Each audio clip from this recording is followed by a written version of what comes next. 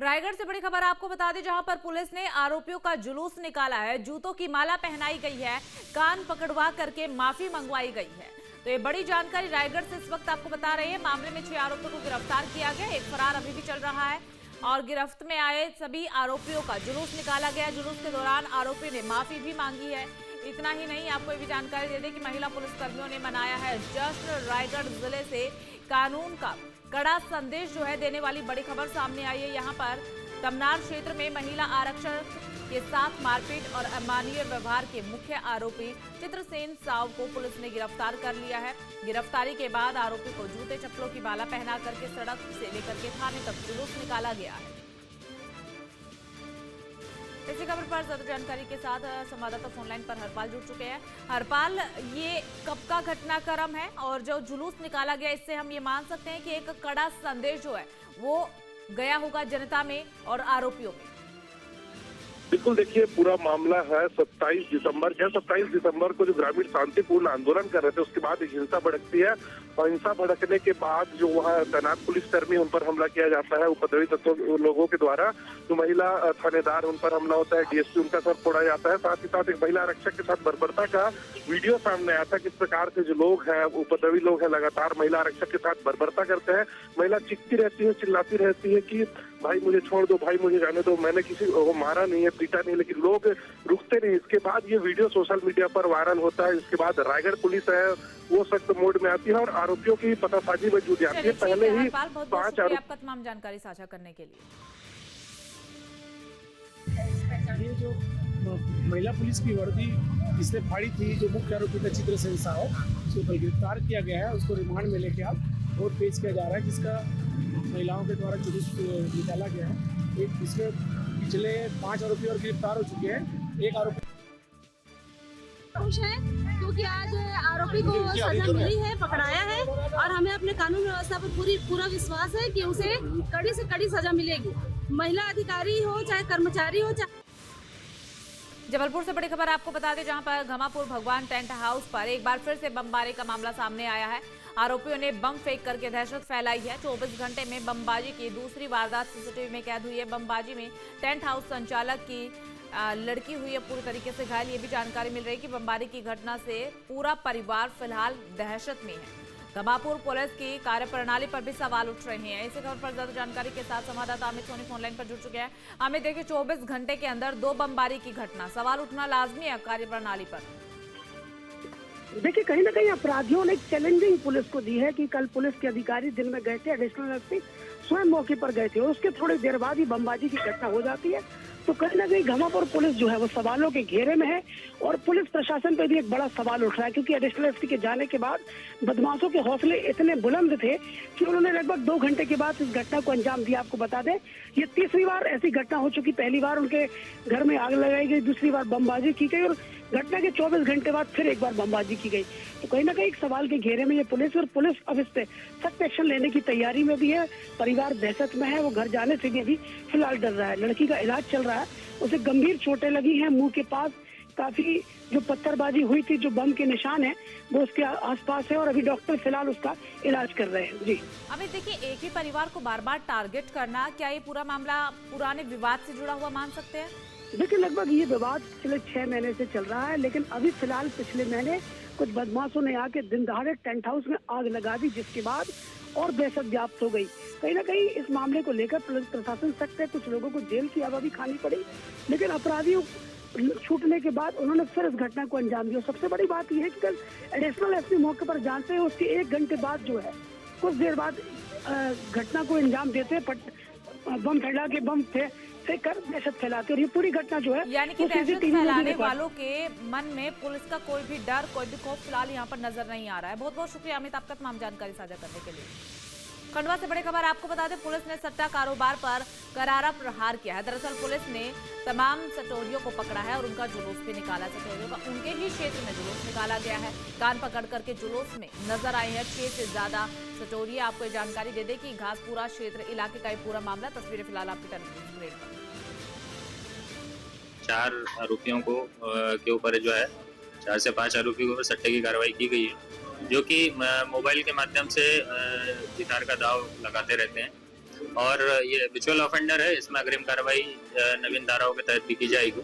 और वर्तमान में पुलिस अभिरक्षा में है, इनसे पूछताछ की जा रही है कि इनके सरगना कौन है और किस टाइप से ये सट्टा यहाँ पर चलाते थे और किसको ये आगे भेजते थे।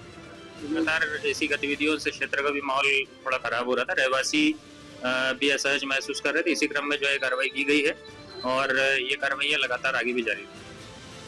इसी खबर पर जानकारी के साथ संवाददाता अखिलेश ठाकुर फोन लाइन पर जुड़ चुके हैं। अखिलेश, क्या कुछ जानकारी है आपके पास?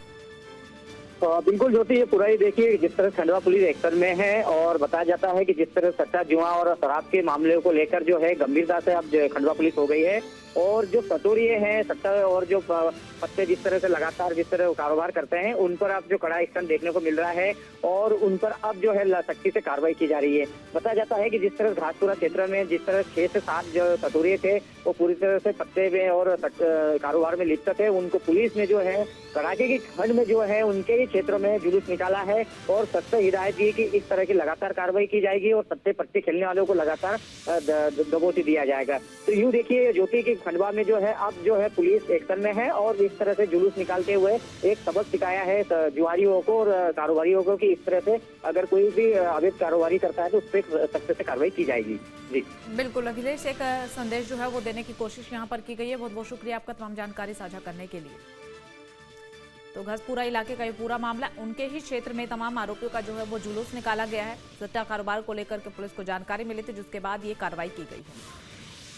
जबलपुर से बड़ी खबर आपको बता दें, महेंद्र साहू हत्या मामले में बड़ी कार्रवाई की गई है। एक नाबालिग समेत 7 आरोपी गिरफ्तार।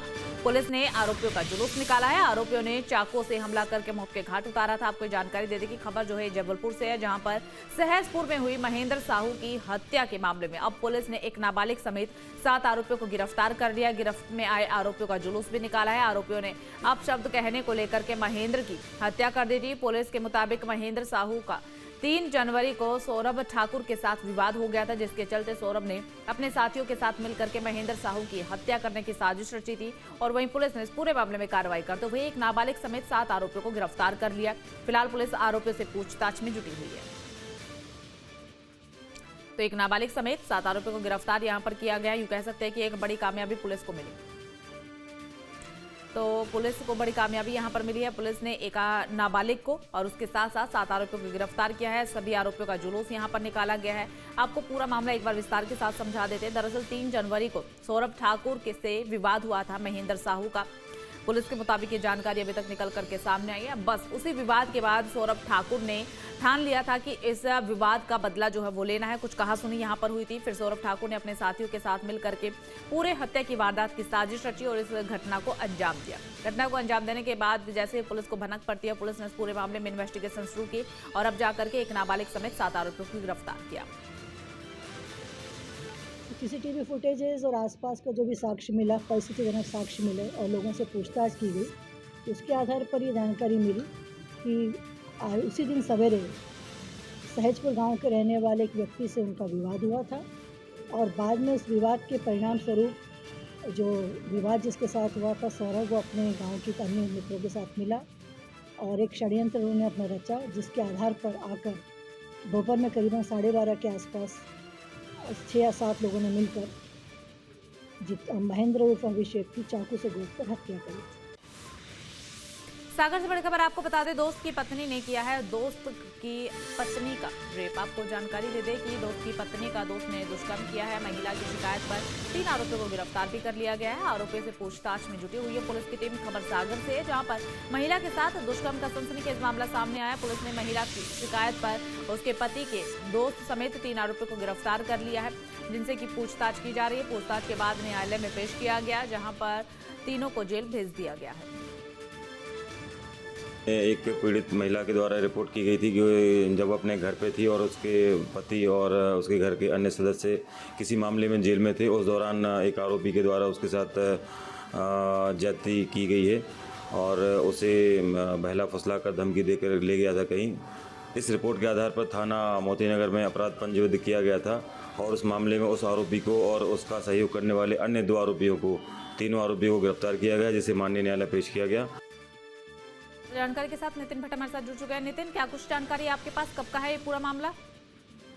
हम बता दें कि सागर के मोती नगर थाना क्षेत्र में कल शाम एक महिला पहुंची जिसने बताया कि उसके साथ गैंग रेप हुआ है और गैंग रेप करने वाले कोई और नहीं उसके पति के दोस्त और उसके दो साथी ही गैंग रेप में शामिल थे।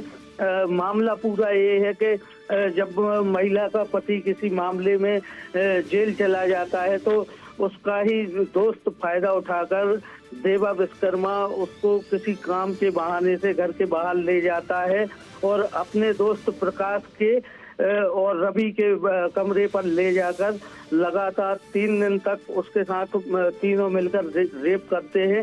जैसे ही महिला को मौका मिलता है वहां से महिला निकलती है और अपने घर पहुंचती है और जिसके बाद और सहमी महिला जब तक कोई शिकायत नहीं करती जब तक उसका पति जेल से बाहर नहीं आया। जब उसका पति जेल से बाहर आया उसने अपनी आंख बीती अपने पति को बताई और पति पत्नी ने आकर मोती नगर थाने में मामला दर्ज कराया। आपका तमाम जानकारी साझा करने के लिए। इंदौर से बड़ी खबर आपको बता दें, दूषित पानी मौत मामले में आज होगी हाईकोर्ट में सुनवाई। ये सुनवाई काफी महत्वपूर्ण है। इंदौर हाईकोर्ट में ये सुनवाई होगी।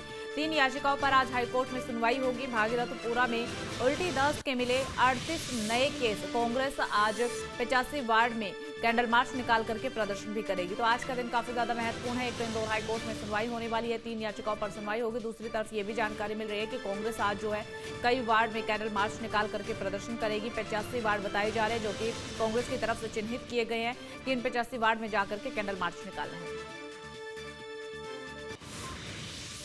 इंदौर से एक और बड़ी खबर आपको बता दें, अस्पताल में भर्ती बच्चों की हालत में सुधार देखने को मिल रहा है। चाचा नेहरू बाल अस्पताल में 34 बच्चों का इलाज। ज्यादातर बच्चों को इलाज के बाद छुट्टी दे दी गई है। इंदौर में दूषित पानी से पीड़ित बच्चों का अलग अलग अस्पताल में इलाज चल रहा है। आपको जानकारी दे दें कि चाचा नेहरू बाल चिकित्सालय में भी भर्ती हैं कुछ बच्चे, जहां पर उनकी हालत में फिलहाल सुधार नजर आ रहा है। अस्पताल के अधीक्षक डॉक्टर अरविंद शुक्ला की तरफ से बताया गया कि अस्पताल में 34 बच्चे आए थे जिनका इलाज किया गया है। अभी उनमें से ज्यादातर बच्चों को डिस्चार्ज कर दिया गया है क्योंकि उनकी हालत में काफी सुधार हो गया था। जिस दिन से ये बच्चे हमारे अस्पताल में आए हमने कुछ बातों का ध्यान रखा है, जैसे कि पीने के पानी की शुद्धता सुनिश्चित करना। इसके साथ ही हम परिसर में सभी पानी की टंकियों की स्वच्छता भी सुनिश्चित कर रहे हैं। वहीं अस्पताल में भर्ती बच्चों के परिजनों ने ये भी बताया कि बच्चों को पीने के पानी के बाद उनकी तबीयत बिगड़ी। भागीरथपुरा की हाँ, भागीरथपुरा के निशा नाम है। निशा नाम है। कितने साल का बच्चा है आपका? ये 1 साल से ऊपर का है। क्या नाम है इसका? त्रिशांश। त्रिशांश, क्या दिक्कत हो गई थी इसको? दस्त हो रहे थे। पानी पी लिया था? हाँ, पानी की वजह से। कैसे पानी पी लिया? इसको दूध में भी दिया और ऐसे भी देते हैं, वो पीता है, तो इस वजह से हो गया था उसको। वो कंटामिनेटेड वाटर था, खराब पानी था जो आ रहा था उस समय? हाँ, थोड़ा स्मेल का था ना, वो इसी वजह से। पर हमको पहले पता नहीं था, पर पिया अच्छा लगा, लेकिन अब ये बाद में पता चला कि इस चीज़ से बीमार हो रहे पानी की वजह से। कितने दिन हो गए हॉस्पिटल में? 3रा दिन है आज हमको। 3रा दिन। अभी ठीक है बच्चा? अभी ठीक है। ठीक। उस लेके आए थे जब से, तभी आराम है उसको, ठीक है अभी। डर गए होंगे आप कि पानी पीने से क्या हो गया? हाँ, इसी चीज़ से एकदम इसने उल्टी करी, दस्त किए, फिर उसको आराम नहीं लगा। हमने दिखाया भी आसपास में, पर उसको फिर यहाँ एडमिट का बोला, तो हमने यहाँ एडमिट किया, जब से फर्क है उसको। ठीक, बहुत शुक्रिया। हाँ। आपका नाम? शालू। आप भी भागीरथपुरा की रहने वाली हैं? हाँ। कितने दिन हो गए बच्चे को एडमिट करने और क्या दिक्कत हुई थी? इसको 3 दिन हो गए और इसको उल्टी के मतलब दिक्कत हो रही थी।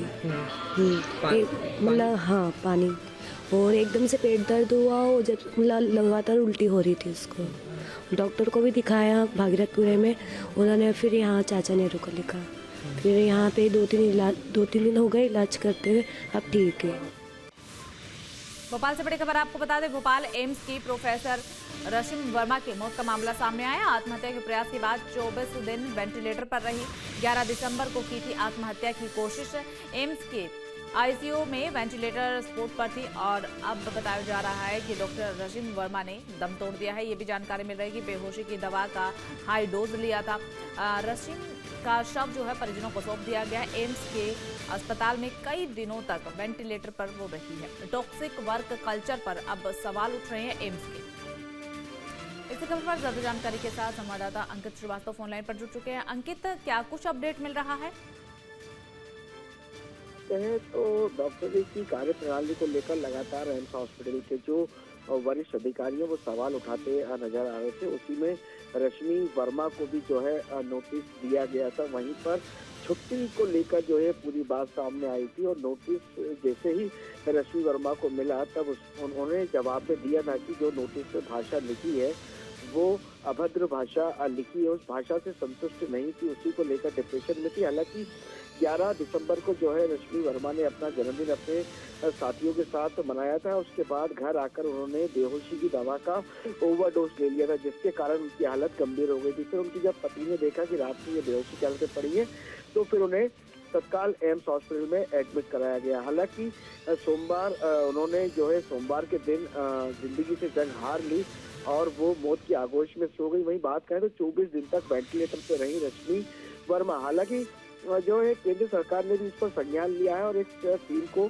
गठित किया है। टीम जो है पूरे मामले की जांच कर रही है। जांच के बाद ही पता लग पाएगा कि आखिरकार हकीकत क्या है। वैसे फिलहाल यदि प्राथमिक जांच की बात करें तो प्राथमिक जांच में जो एचओडी है वो गलत पाए गए थे, उन्हें जो है निलंबित कर दिया है। हालांकि अब इस पूरे केस में नया मोड़ आ गया है क्योंकि रश्मि वर्मा की मौत के बाद तमाम स्तर पर जो है अब जांचें तेज हो गई है। जांच के बाद ही इस पर चलिए ठीक है अंकित, आप नजर बनाए रखिएगा। फिलहाल के लिए बहुत बहुत शुक्रिया आपका तमाम जानकारी साझा करने के लिए। शहडोल जिले के व्योहारी विकास खंड में शासकीय प्राथमिक विद्यालय डबरोहा में शिक्षा व्यवस्था पूरी तरह से पटरी से उतरती हुई नजर आ रही है। जिस स्कूल में बच्चों का भविष्य संवारना चाहिए वहां पर शिक्षक खुद जिम्मेदारी से मुंह मोड़ते हुए नजर आ रहे हैं।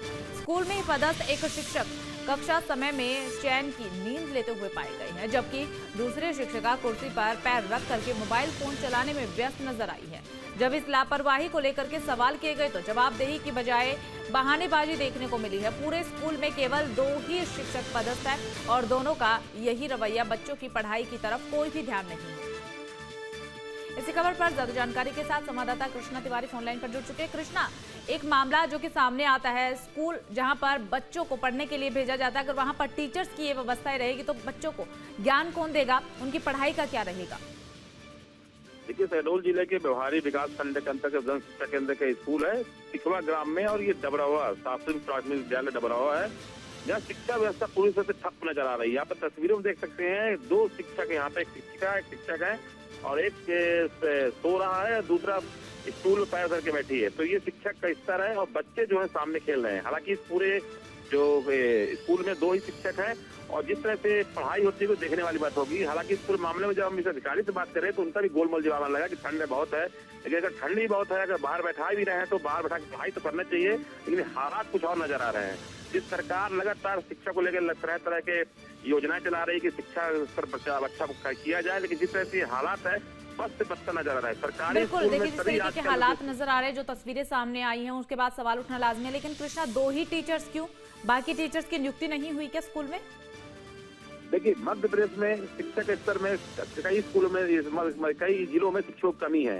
हालांकि 2 ही शिक्षक यहाँ पे करीब 100 बच्चों को पढ़ा रहे हैं। ये भी एक शिक्षा पर सवाल उठता है कि 100 लोगों को कैसे पढ़ाया जाए, एक साथ में क्लास में बैठा के पढ़ाना, ये भी एक बड़ा सवाल उठता है। तो शिक्षकों की कमी तो है, लेकिन जो थोड़े बहुत शिक्षक है वो भी तीसरी लापरवाही बरत रहे हैं। जी चलिए ठीक है, बहुत बहुत शुक्रिया आपका तमाम जानकारी साझा करने के लिए। तो स्कूल में सोते दिखे हैं शिक्षक, आराम फरमाते नजर आए हैं। 2 ही टीचर है और दोनों टीचरों का रवैया काफी ज्यादा बेकार है। उधर 22 साल बाद 3 परिवार के लोगों ने सनातन पथ पर चलने का संकल्प लिया है। छत्तीसगढ़ में बीते 2 महीने से अब तक करीब 18,000 लोगों ने घर वापसी की है। कहां के लोगों ने सनातन धर्म को अपनाया है, हिंदू धर्म को छोड़ करके अन्य धर्म के शरण में क्यों गए और लोगों के 2 दशक से ज्यादा का वक्त बीतने के बाद घर वापसी की क्या बड़ी वजह रही है? सभी सवालों का जवाब इस रिपोर्ट में जानते हैं।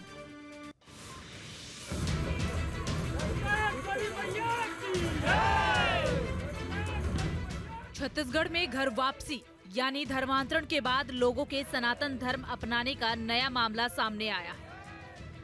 जगदलपुर में 22 साल पहले 3 परिवारों का धर्म परिवर्तन किया गया।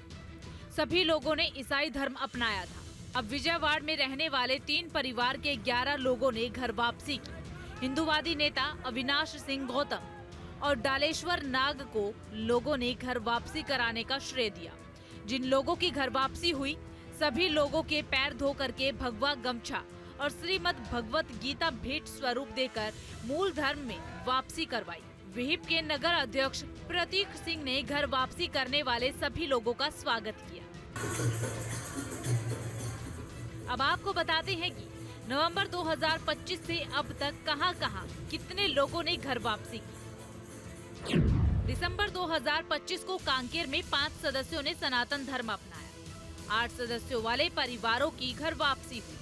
सरोना तहसील के घोटियावाही में ईसाई धर्म छोड़कर परिवार ने घर वापसी की। सभी लोगों पर गंगा जल छिड़ककर और पगड़ी पहनाकर स्वागत किया गया। इसके साथ ही दिसंबर 2025 में ही जगदलपुर में 20 साल बाद घर वापसी हुई। 4 परिवारों ने सनातन धर्म अपनाया। कुम्हार समाज के लोगों ने स्वागत किया। इसके साथ ही 9 नवंबर 2025 को रायपुर में एक साथ 240 परिवारों ने हिंदू धर्म में वापसी की। पखार कर और माला पहनाकर परिवारों का स्वागत किया गया था। बीमारियों से परेशान होकर सभी लोगों ने ईसाई धर्म अपनाया था।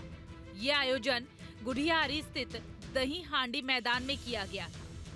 वहीं रायपुर में 6 नवंबर को 50 परिवारों की घर वापसी हुई।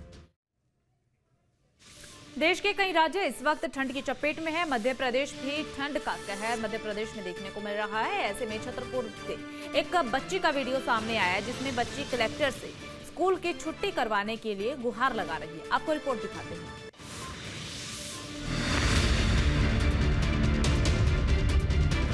स्कूल जाने टोक टोक हम नहीं जा रहे। देख रहे हो कितनी ठंड हो रही है बाहर। कब कब आ रहे हैं लोग। ये है छतरपुर की टुक टुक, जो सिर्फ इसलिए स्कूल नहीं जाती क्योंकि बाहर बहुत ठंड पड़ रही है। इतना ही नहीं, टुक टुक कलेक्टर साहब से भी स्कूल की छुट्टी के लिए गुहार लगा रही हैं। टुक टुक कहती हैं कि कलेक्टर साहब 1 महीने की स्कूल की छुट्टी करवा दो, क्योंकि बाहर बहुत ज्यादा ठंड है। इस ठंड में जो स्कूल जाएगा वो सीधा अस्पताल जाएगा। कलेक्टर साहब से हम कह रहे हैं आवेदन है कि छुट्टी करवा दे 1 महीना तक की।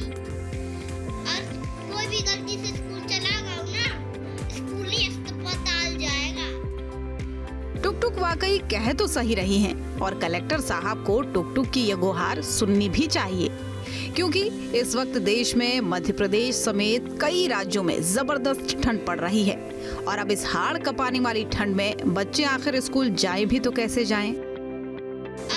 कोई भी गलती से स्कूल चला गया ना, स्कूल ही अस्पताल जाएगा। सर्द हवाओं की वजह से सर्दी भी तेज हो गई है। ज्यादातर जिलों में पारा 10 डिग्री से नीचे आ गया है, और इसी को देखते हुए प्रदेश के 19 जिलों में तो बच्चों के स्कूलों की छुट्टी कर दी गई है। इंदौर में कक्षा 1 से 8 तक 3 दिन की छुट्टी, उज्जैन में नर्सरी से 5वीं तक 1 दिन की छुट्टी, मंदसौर में नर्सरी से 8वीं तक 2 दिन की छुट्टी, शाहजहांपुर में नर्सरी से 8वीं तक की छुट्टी 5 से 6 जनवरी को अवकाश है। विदिशा में नर्सरी से 5वीं तक की छुट्टी 5 और 6 जनवरी को अवकाश रखा गया है। ग्वालियर में नर्सरी से 8वीं तक 5 और 6 जनवरी को छुट्टी और 7 से स्कूल है। पूरा देश भीषण ठंड की चपेट में है। मध्य प्रदेश में भी कई जिलों का पारा 10 से नीचे जा चुका है, तो छत्तीसगढ़ में शीतलहर का दौर देखने को मिल रहा है। ऐसे में लोग खुद को इस ठंड से बचाने के लिए अलाव का सहारा ले रहे हैं।